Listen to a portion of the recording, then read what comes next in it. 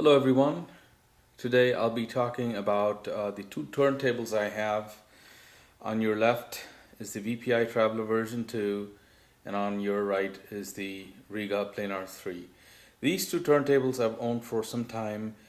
They are similar in price when you add a few things on, and they're significantly different in their approaches to resonance elimination while playing records. So but the objective today is to talk about my subjective sonic impressions on the performance of these two tables, and also discuss the basic construction and the principles of external resonance avoidance that these companies have taken.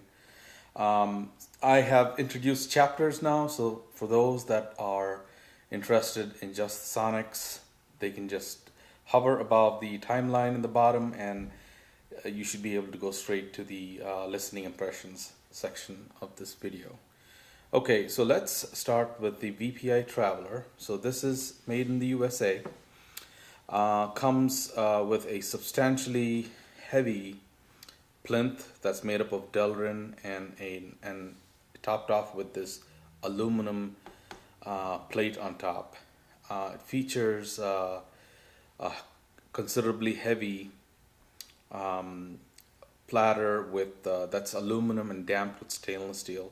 We have a 10.5-inch stainless steel tone arm that is completely removable, and it features a lot of adjustment when it comes to vertical tracking force, vertical tracking angle, and a little bit of adjustments available in the anti-skate force, but there is no adjustment in the azimuth.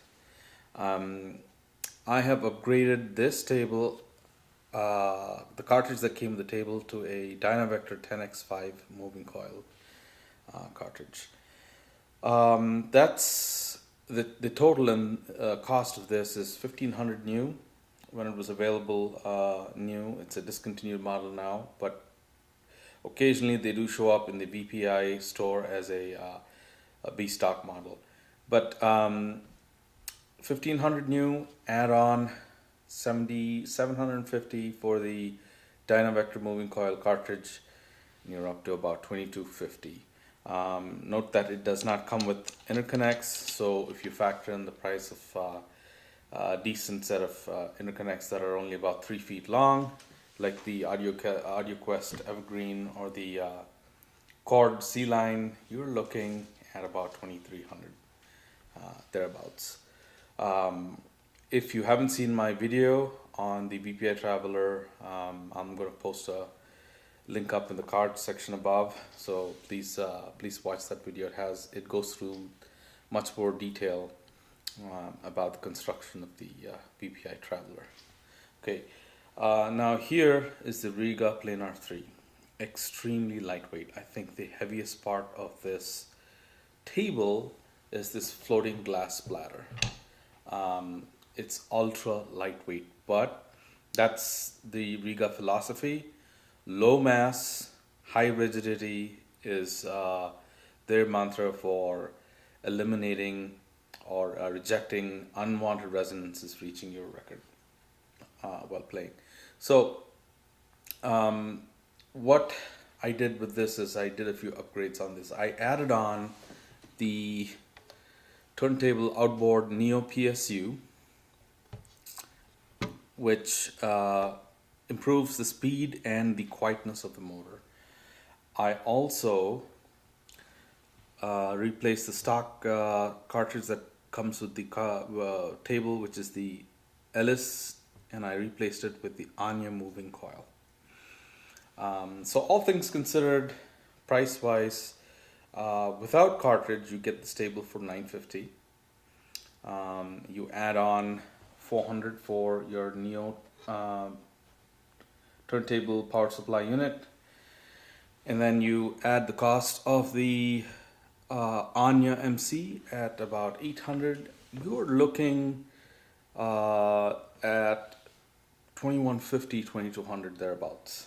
So that's pretty comparable in price, and significantly different in their methods of eliminating unwanted resonances. Here we have a 9-inch tone arm. This is the redesigned RB330. You have a very cool setting for anti-skate force. You have a vertical tracking force dial gauge here, and this does not have vertical tracking angle adjustment, nor does it have azimuth. Just like this, neither of these two tables have azimuth adjustments. The simplicity of this table is what is appealing. You need to use the protractor provided with the VPI Traveler if you want to change cartridges, align the stylus properly. Not so with the Rega cartridges, especially the Rega Anya here. 3-point mounting. You sink in those mounting screws and you're done. All you have to do is set the vertical tracking force, and the setup is complete. It guarantees accuracy of your cartridge and stylus alignment. Some other small differences here are this comes standard with a removable dust cover. This does not come with a dust cover. This VPI Traveler, you just need to put on a stable stand, and it's pretty good at avoiding resonances being heavy.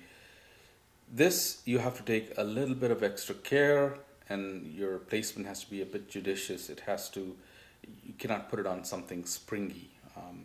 So the philosophies these companies have taken are different, like I mentioned. One is high mass, and that's how they reject resonances that enter the table. These tables, the Rega tables, are extremely low mass, high rigidity. So in the first place, it does not have the mass to absorb energy and vibrations. Whatever is absorbed, though, has an exit path because of the rigidity in the crucial plane of the mounting of the tone arm and the motor bearing. Double brace, one up here and one on the bottom. So significantly different. This does require some judicious placement on a very well isolated rack, or they sell L brackets that you can mount to the wall, or you can use some platforms that are available. Examples of those would be the one from Auralex Acoustics. I'll try to put a photo up here on the page for you guys. That works quite well with both these turntables, and they're nominally priced. I think they cost about 70 or 75 USD. Okay, now let's talk about some of my subjective sound quality takes on these two tables. We're going to talk through the same LPs that I use. Blood, Sweat and Tears, One Step by MoFi. Excellent pressing. The track is called Blues Part 2, and it starts with this organ that is room filling with the VPI. The bass is well extended, and so as with the Rega Planar 3. Both of them extend well into the bass frequencies. The difference is in the presentation. There is a little more fatness to the sound when it comes to plucking of the bass guitar strings and the drum solo that follows that song. There is a bit of fatness and lushness in the bass when it comes when you're playing it through a VPI Traveler. Not so with the Planar 3. There is no fatness. It's a little lean, and that lends itself into a little better image definition and soundstage definition. And I must say also a little bit of clarity in the mids. So they're both well extended. This guy, the Rega Planar 3, is slightly leaner, and I feel a little more articulate in the musical passages. They're both extremely fun to listen to. A little bit clearer on the mid-range as well on the Rega Planar 3. VPI Traveler is very enjoyable too. The mid-range here is, again, there's a little bit of lushness in there when the saxophone hits in this track. There's a nice soft hue about it. Very enjoyable presentation. Not necessarily so with the Planar 3. It's enjoyable, don't get me wrong, but there is no softness or hue in the saxophone. There is just the right amount of bite, and there is a little more detail in the inflections while he's playing the instrument. The strings that follow as the track changes into Eric Satie's Gymnopédie, the strings are a little bit, again, fatter and lush sounding in the VPI Traveler, and a little less body, but the notes emerge from a dark background, silent background. That's what I mean. There's a little more snap, if you want to call that the sound. There's a little more clarity there in the strings of the Planar 3. So here's another disc I used. It's this one, Santana's self-titled album, mastered from original analog tapes. Excellent album, and there is this track here on the last side called Soul Sacrifice. Through the VPI Traveler, the bass was punchy. It hit you in the gut, quite powerful. And then the album is warm, and playing back through the VPI Traveler, the sound, the warmth was complemented, I should say.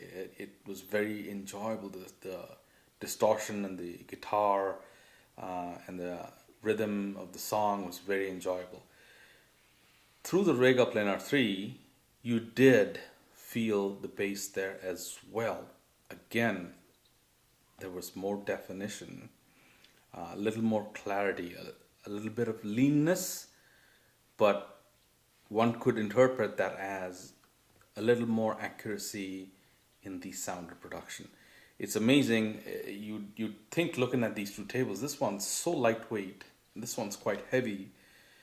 You'd think the VPI would just walk all over the Rega Planar 3 in terms of bass. Not necessarily so. They both are well extended. One is a little plump and fat and enjoyable sound. This one's lean and articulate, and like I said, that lends itself to better image definitions in the soundstage. Again, both resolve details very well. The high frequencies are a little warm and lush on the VPI Traveler, whereas on the Planar 3, they seem to have a smidge more detail. It's not cold, it's not analytical. Strings just sound lusher on the VPI and a little bit clearer on the Rega Planar 3. So guys, excellent sonics by both. it's a matter of taste. What do you want? Do you want a little bit of fatness, a little bit of richness in the mid-range, a bit of fatness, not overly so, enjoyable type of fatness in the bass, and a warm, silky smooth, high frequency response. This combination will do that. This guy will give you, the Rega Planar 3 will give you detail, will not at the expense of sounding bright, no. It gives you detail and a little more articulation in the bass and mid-range and in the high frequencies. So there you go. It's a matter of preference. I like them both as the mood chooses. I have the Rega Planar 3 in my upstairs system matched up with some fine audio speakers and a Toledo tube amplifier, and I use the Auralex acoustics platform. I have no problems with footwalls. I use another acoustics Auralex acoustics platform for the VPI turntable in this in my basement as well. I pair these with the high frequency speakers, but I use a Class A A-share amplifier. So if you haven't seen the review of my Rega Planar 3, I'll put a link up here for you guys to watch the video. It goes through the detail. And I do plan to do one review of the big brother of the Planar 3, the Rega Planar 8. I figured I've taken it as close as I can to the P6 with the inclusion of the Neo PSU and a good turntable isolation platform. So I think instead of going after the P6, I'm going to do a review of the Planar 8. So stay tuned for that video. It's coming soon. I hope you found this comparison useful. Please subscribe and like and give me any comments you may have. You will be seeing one of these. Thank you very much.